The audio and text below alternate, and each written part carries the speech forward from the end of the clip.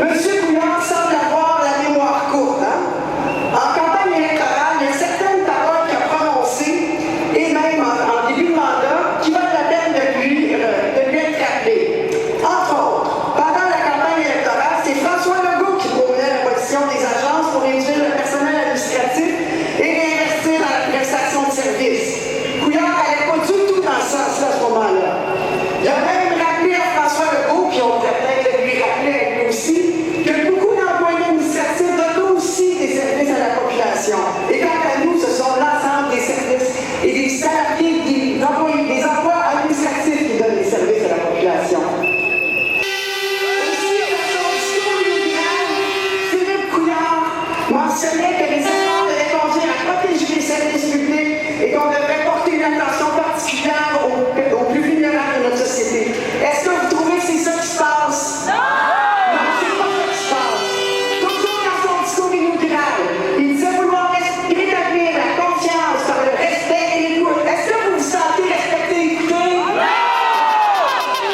Aujourd'hui, le Parti libéral du Québec profite de sa majorité parlementaire pour imposer un projet antisocial, sans aucune transparence, sans aucun dialogue. De notre côté, on ne laissera pas le gouvernement saccager ce qu'on a construit ces 50 dernières années. Le premier ministre Couillard dit qu'il veut faire un débat comme bon père de famille. Nous n'avons plus les pères qu'on avait.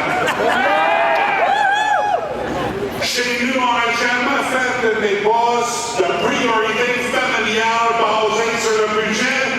On a fait nos budgets selon les priorités familiales.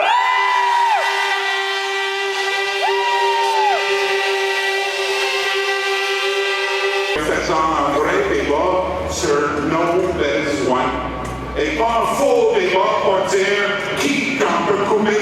Faisons un vrai débat, qu'est-ce que comme société on peut offrir à tout le monde et après on verra comment on s'organise pour avoir le budget. Nous avons les moyens, nous allons organiser pour faire en sorte que tout le monde comprenne que nous avons les moyens et on va appliquer les services selon nos vrais besoins et pas selon les besoins de budget. Ça, c'est vérité.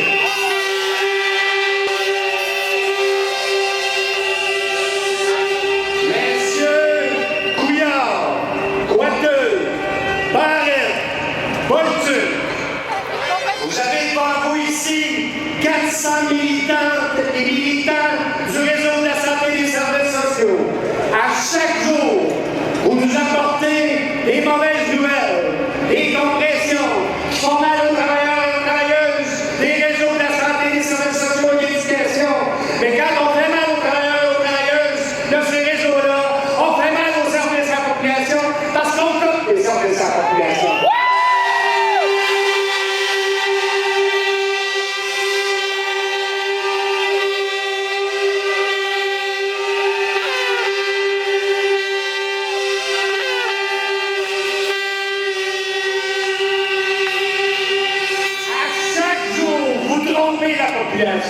En disant que vous ne nous attaquez pas aux services. C'est totalement faux. On le voit dans le Congrès sur le terrain.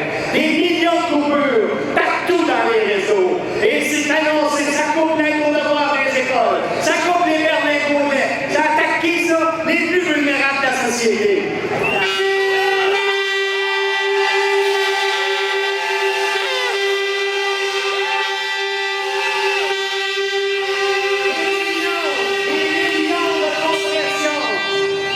Établissements de santé, dans les centres jeunesse, dans les CR militaires.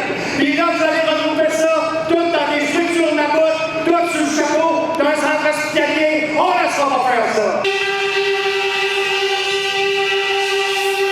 l'ai dit à chaque jour, vous nous imposez des mauvaises nouvelles, des compressions. Ben, j'en ai une mauvaise nouvelle pour vous, messieurs, ici aujourd'hui. Les 400 militants qui sont ici sont en train de préparer un plan de lutte.